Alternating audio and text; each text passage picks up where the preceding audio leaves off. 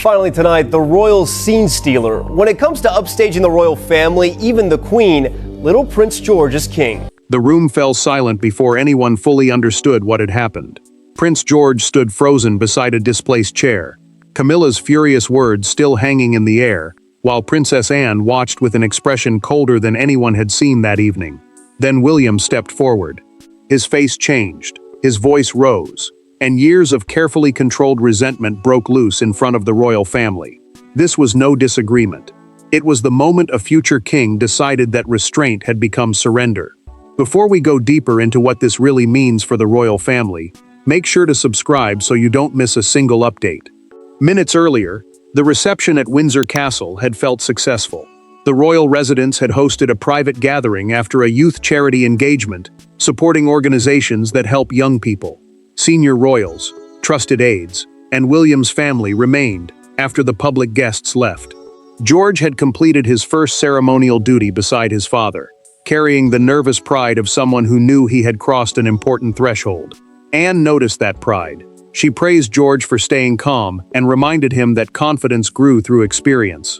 The Princess Royal, a senior working royal, known for discipline and directness, understood how heavy public duty could feel to a child. George smiled. Camilla did not. The Queen Consort stepped forward and accused him of embarrassing the crown by speaking before being invited. The crown, meaning the authority and continuity of the monarchy, was the burden George was being prepared to inherit. He tried to leave, but Camilla gripped his forearm and told him he was not ready to behave like an heir. George froze. He did not defend himself. He looked toward William, caught between shame and confusion. Anne moved at once and ordered Camilla to release him. She let go, but the damage had landed. William crossed the room. He pulled his son behind him and demanded that Camilla never touch or publicly reprimand George again. His voice carried into the adjoining chamber, stopping every conversation. She answered that the boy required discipline. The prince replied that discipline did not permit humiliation. Anne refused to soften the moment. She stated before the witnesses that Camilla's action had been deliberate, personal, and unacceptable. Then William exposed the deeper wound. This was not the first time she had undermined George. He placed one hand on his son's shoulder, pointed toward the door, and ordered an aide to escort the children away. As the door closed, Anne turned to him. "Now you must tell them what happened at Sandringham." William's anger had exposed the attack, but her warning revealed something worse. Windsor had begun months earlier. Behind the titles and ceremonial smiles stood 4 people carrying 4 different fears. George feared disappointing his father. William feared failing to protect his son. Anne feared that silence was allowing the family to repeat its oldest mistakes. And Camilla feared something she could never admit, that the monarchy's future was moving forward without her. Their conflict was not born in one room. It grew from insecurity, memory, loyalty, and the pressure surrounding the boy destined to inherit the crown. William found George sitting alone after the Windsor confrontation. The boy had begun to understand that one day he would inherit the crown, meaning the monarchy's authority and duty. Yet he was still balancing school, family, and expectations no child could fully carry. His father had tried to introduce those duties slowly because confidence could grow through experience, while fear could harden into something more damaging. George looked up and asked whether he had caused the argument. William felt the question strike harder than Camilla's anger. He knelt, straightened his son's loosened tie, and promised that being an heir did not mean accepting humiliation in silence. The prince repeated that the blame belonged to the adult who crossed the line, not the child who froze beneath it. Camilla stood in another chamber and told an aide that William had deliberately humiliated her. She spoke of disrespect, but Anne's intervention troubled her more than his raised voice. The Princess Royal, a title given to the monarch's senior daughter, carried moral weight inside the family because she rarely acted from impulse. If Anne called the behavior unacceptable, others would listen. Anne watched Catherine lead George away and remembered younger royals being told to endure harsh correction without protest. The memory left her sad, then resolved. Catherine asked whether the matter would be buried. Anne answered that silence had already protected the wrong person once. Camilla's interest in George had not begun that evening. She had repeatedly requested a role in his ceremonial preparation, meaning the private coaching used to prepare a royal for formal duties. William had declined every request. She believed her place beside Charles gave her authority over family protocol. He believed no rank could replace parental consent. Anne entered William's room without aids and placed her documented account on the table. She promised that if anyone altered the official version, she would correct it personally. Then her voice dropped. What happened tonight happened before. At Sandringham, she explained, George had faced Camilla alone, with no witness willing to challenge her. To understand William's fury, the family now had to return to the afternoon George came home, asking why the Queen did not believe he belonged. Months before the explosion at Windsor, a quieter confrontation had already crossed the line. There were no raised voices, no stunned guests, and no father standing between George and the person challenging him. There was only a cold library, a closed door, and a conversation that left the young prince questioning his place inside his own family. What happened at Sandringham became the hidden wound beneath William's anger, and the point of no return everyone would later wish they had taken more seriously. William had brought George to Sandringham for a private winter gathering, focused on future duties. The estate was one of the monarch's country residences, used for family meetings as well as official occasions. He left his son in the library for what should have been a few minutes, while he joined Charles to discuss the boy's schedule. That brief absence created the opening Camilla had been waiting for. Camilla had grown frustrated as William, Catherine, and Anne shaped George's training without her. The preparation covered formal appearances, public conduct, and the responsibilities expected of a future king. She believed her place beside the monarch gave her a voice. The prince believed his son's development belonged to his parents, not to anyone claiming authority through rank. Camilla closed the library door. She told George that appearing beside Charles did not make him important, and warned him to stop behaving as though the palace already belonged to him. The boy placed a ceremonial program on the desk, and quietly asked whether he had done something wrong. She tapped the paper once and replied that confidence could become arrogance. George said nothing when William returned. He only claimed he was tired. Hours later, Catherine found him awake and crying. The Princess of Wales, the formal title held by the future king's wife, stayed beside him until he finally repeated the conversation. His words changed everything. William confronted Charles that night. He demanded that Camilla never discipline George privately again. The king urged patience, called the exchange a misunderstanding, and tried to prevent another fracture inside the family. Yet an internal security log later showed that the library door remained closed for 11 minutes, directly contradicting Camilla's claim that the exchange lasted only seconds in an open room. Catherine then gave Anne a private documented account, after noticing George tense whenever Camilla entered a preparation room. Anne promised to watch every future interaction personally. William agreed not to make the incident public, but he imposed one absolute rule. George would never be left alone with Camilla during official preparation.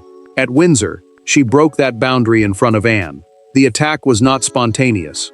It was the deliberate breaking of a promise, and William was now ready to force Camilla to answer face to face. When the children were removed from the room, royal politeness disappeared with them. William stood opposite Camilla, with Anne between them, not as a peacemaker, but as the only witness neither side could intimidate. Camilla expected the prince to lower his voice once George was gone. Instead, he became more direct. Every suppressed grievance, every private warning, and every moment of doubt surfaced in a confrontation so fierce that even the king hesitated before entering. Anne acted first. She ordered junior aides and household staff into the adjoining corridor, leaving only William, Camilla, 2 officials, and herself inside the chamber. Household staff were employees responsible for supporting the royal family's official work. Clearing the room mattered, because fewer witnesses meant fewer chances for the truth to be softened later. Charles entered after hearing raised voices. He initially believed the dispute concerned protocol, the formal rules controlling royal conduct and ceremony. Then he saw William's expression and Anne's rigid posture. The king reached for a chair but did not sit. William faced Camilla without lowering his voice. "You will never speak to my son like that again, and you will never place your hands on him again." The queen consort replied that George needed discipline, regardless of who his father was. The prince accused her of using protocol to hide personal resentment toward his children. Her place beside Charles, he said, did not make her their guardian. Camilla turned on Anne. She demanded to know why the Princess Royal was encouraging William's disrespect. Anne answered that protecting a frightened child was not disrespect. It was duty. Her words cut through the room because she had witnessed the confrontation and committed her account to writing. William removed his signet ring and placed it on the table. A signet ring is a personal royal seal, traditionally linked with identity and authority. He said he was speaking as a father before speaking as the heir. Camilla warned that his duties and access to royal events could be reviewed if he continued challenging her before staff. Anne refused to retreat. She stated that Camilla had seized George's arm after he tried to leave and continued berating him despite seeing his distress. Charles then asked his wife whether that account was true. Camilla did not answer directly. That silence changed the balance in the room. The king looked at her differently, and William recognized the first crack in his father's protection. He demanded a written order removing Camilla from every meeting concerning George. Only Charles could issue it. The argument had established who was responsible. Now the palace had to decide who possessed the power to turn judgment into an irreversible command. By midnight, the confrontation had moved from family anger to constitutional power. William wanted protection for his son. Anne wanted a truthful record. Camilla wanted her authority defended. And Charles faced the decision he had spent years avoiding. Whether loyalty to his wife mattered more than the stability of the succession. The king could no longer calm both sides with private assurances. A chair had been moved, a child had been frightened, and the future monarch was demanding consequences in writing. Charles sat alone with Anne's documented account spread before him. His private household meant the staff, rooms, and internal arrangements controlled directly by the monarch, and within that sphere he could decide whether Camilla attended George's preparation meetings. William, however, controlled his children's upbringing and public development.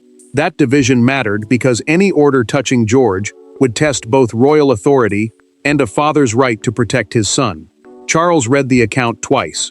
He removed his glasses, set the pages down, and listened as midnight struck. The king understood William's rage, yet he feared that disciplining Camilla would weaken his marriage in public and confirm old doubts in private. George's confidence was not merely a family concern. As second in line to the throne, his relationship with duty would shape the monarchy's future continuity. William entered for a late private meeting and rejected compromise immediately. Charles proposed an apology and temporary distance. The prince refused both. Another promise, he said, would only create another chance for the boundary to be broken. Anne then joined them and confirmed, through her written statement, that two senior officials had witnessed enough to support her account. She warned Charles that any attempt to soften the truth would fail. Moments later, a senior aide disclosed that Camilla had requested the incident be recorded as a brief correction concerning etiquette, language that erased the grip on George's arm and the child's visible distress. Charles reached for a fountain pen. An attendance order was the internal document listing who could join private royal meetings and rehearsals. He began writing Camilla's name beside future heir preparation sessions, paused, and drew a firm line through it. The decision was final. Camilla would no longer attend George's private training, ceremonial rehearsals, school-related royal briefings, or any unsupervised family preparation. William said nothing, but his silence carried relief. Anne gathered her papers, knowing the record had survived. Then the handle turned. Camilla entered before the order could circulate, closed the study door, and looked directly at Charles. She had learned what he had signed. The ink had barely dried when she demanded that the king choose between his wife and his heir, once and for all. Camilla had survived years of public hostility, private suspicion, and royal resistance. Yet nothing prepared her for the sight of her own name removed from the future king's preparations by the husband who had always defended her. She entered Charles's study believing the order could still be stopped. She left knowing the decision had already changed her position inside the family. The confrontation with George had lasted minutes. Its consequences would permanently redraw the boundaries of royal power. Camilla stood across from Charles's desk and read the order. The confidential attendance directive was an internal instruction controlling who could join royal meetings and rehearsals. By morning, palace officials had circulated it, and her office had been removed from every distribution list connected to George's ceremonial preparation. The queen consort asked whether the king truly believed Anne over his own wife. Charles did not raise his voice. He told her the question was not whose pride had been injured, but what George had experienced. Camilla accused him of sacrificing her to protect William's image. The king answered that she had created the choice herself by ignoring a parental boundary. Her anger weakened because his words offered no opening for negotiation. William and Catherine kept George away from Windsor engagements for several days. Anne personally checked that his upcoming duties could continue without contact with Camilla. The Princess Royal also insisted that the restriction contain no automatic review date, meaning it could not quietly expire after attention faded. Charles's private secretary confirmed her demand in a documented briefing. Then a second boundary appeared. William's office announced internally that Camilla would be excluded from photographs and appearances created to introduce George's future constitutional role. That role meant the formal duties he would one day perform within Britain's system of monarchy. The decision removed her not only from his preparation, but from the public story of his future. Camilla returned to her rooms, removed the brooch chosen for dinner, and placed it inside its case. She dismissed her staff without explanation. Back in the study, Charles closed his eyes and gripped the desk. Protecting his grandson had been necessary, but the king understood that it had widened the distance inside his marriage. Catherine sat beside George and told him he had done nothing wrong. The boy listened, then asked whether his grandmother was angry with him. His question revealed what no written order could repair. He still believed the conflict belonged to him. William heard those words and understood the next battle. The palace had punished the behavior, but the deeper wound remained inside George. Now his father had to speak without titles, officials, or royal protection between them. The most important conversation did not happen before courtiers or inside the king's study. It took place in a family sitting room after sunset, with no aides, no official notes, and no one present except a father and his son. William had defended George with anger, but anger alone could not repair what humiliation had done. The future king now faced a harder task, convincing a frightened child that kindness was not weakness, and that royal duty never required silent acceptance of cruelty. George had stopped speaking about Windsor. He asked to miss an upcoming rehearsal because he feared making another mistake.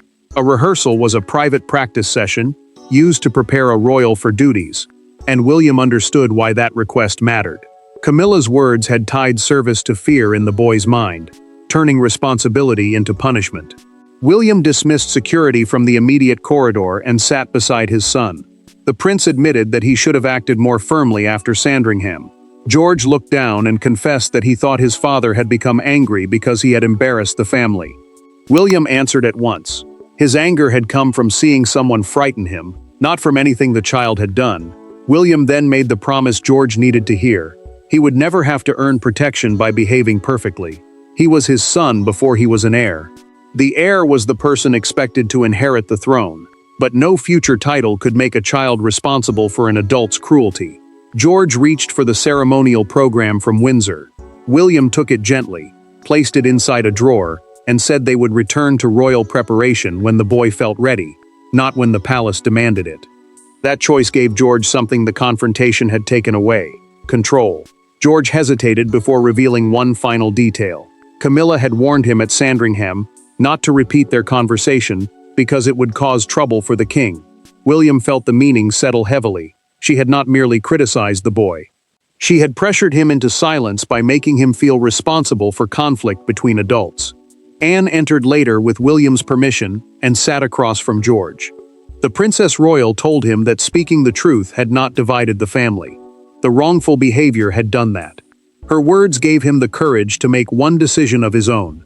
George agreed to attend the next rehearsal if William and Anne remained beside him.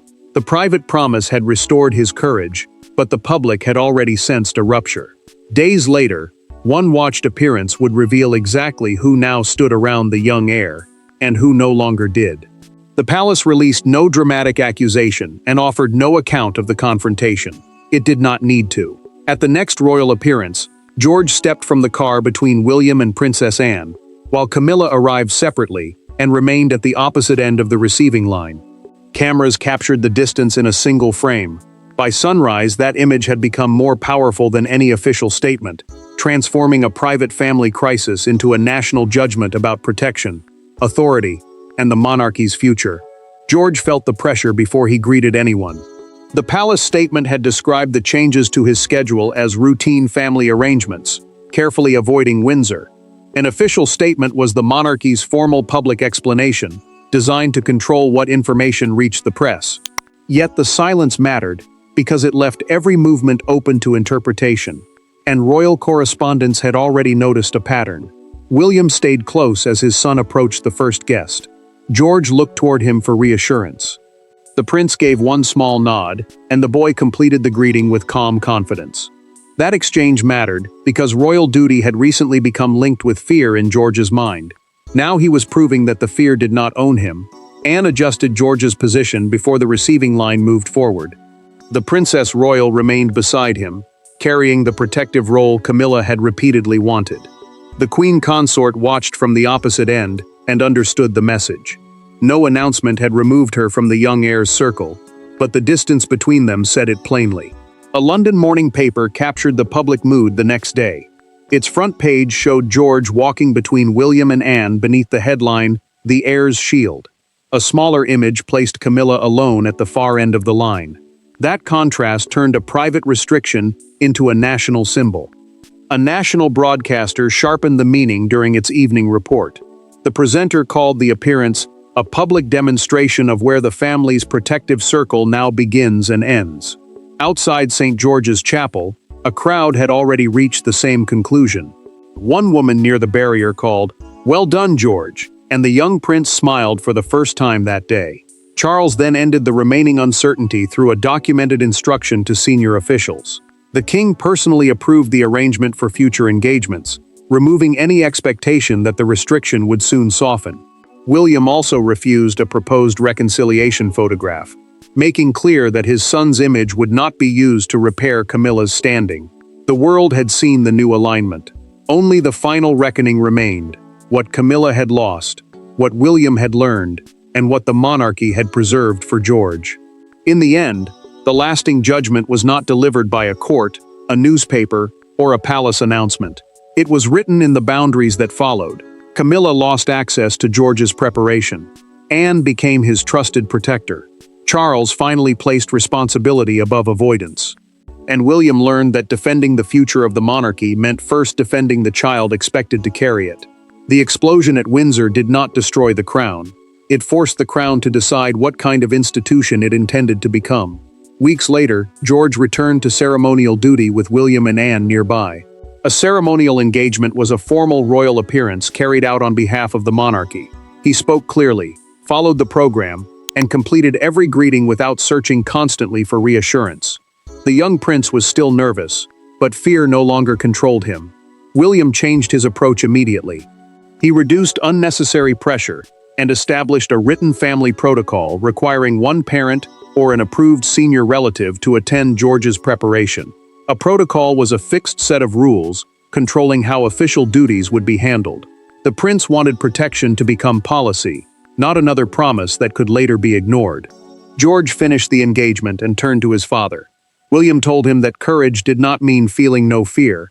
It meant refusing to let another person's anger define who he became.